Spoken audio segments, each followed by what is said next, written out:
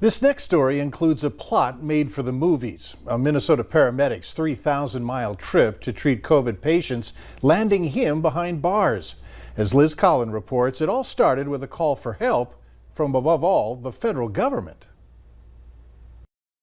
When the federal government wants to do something, they can do it very efficiently and very quickly. It was that phone call that sent David Pecora scrambling last year. This is our office on wheels. A paramedic for Bemidji Ambulance and a physician's assistant, he'd volunteered years earlier for an event in Washington, D.C. In doing so, he signed an agreement that he'd be available in case of emergency. The federal government's so large, I never thought I'd ever hear from them again, honestly. The number of test positives is increasing. Last March, just as pandemic news began to break, he did. You're going to be deployed to California as part of a COVID-19 rapid response team. 12 hours later, Pecora was on a plane bound for San Francisco. Their ICU was completely full of COVID patients. For 6 weeks, his team did what they could, fighting the unknown. We didn't know exactly how it was still being transmitted. With no real roadmap. What are you doing, what's working, what's not, and trying to come up with a plan day by day. Pecora witnessed nearly 50 patients die in that California ICU. We became, and I did, very close to these patients. We were all that had them. But it was a new assignment weeks later that proved the most dangerous. They selected 140 of us to go to Curacao.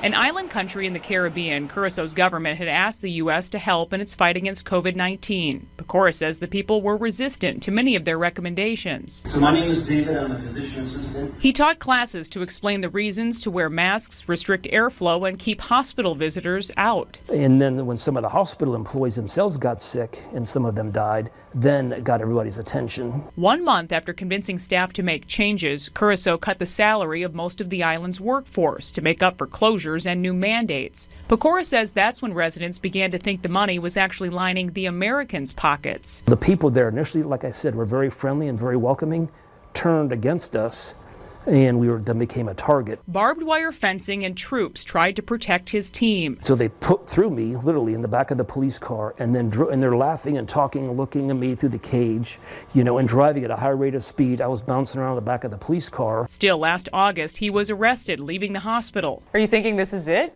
Yeah, I thought, oh, definitely. I was very scared. Pecora lands in a remote jail and remembers being thrown into the yard. And these guys surrounded me, threw me to the ground, ripped my clothes off. I'm face down on the ground, and were just beating me. For 2 days, he's given moldy bread to eat, until he's suddenly thrown out and forced to find his way to his hotel after the U.S. consulate got involved. I bit off way more than I could chew, honestly. The next day, Pecora flew back to Bemidji, to a community grateful for his service. He still struggles looking back on those months away, as he hopes now to help people heal much closer to home.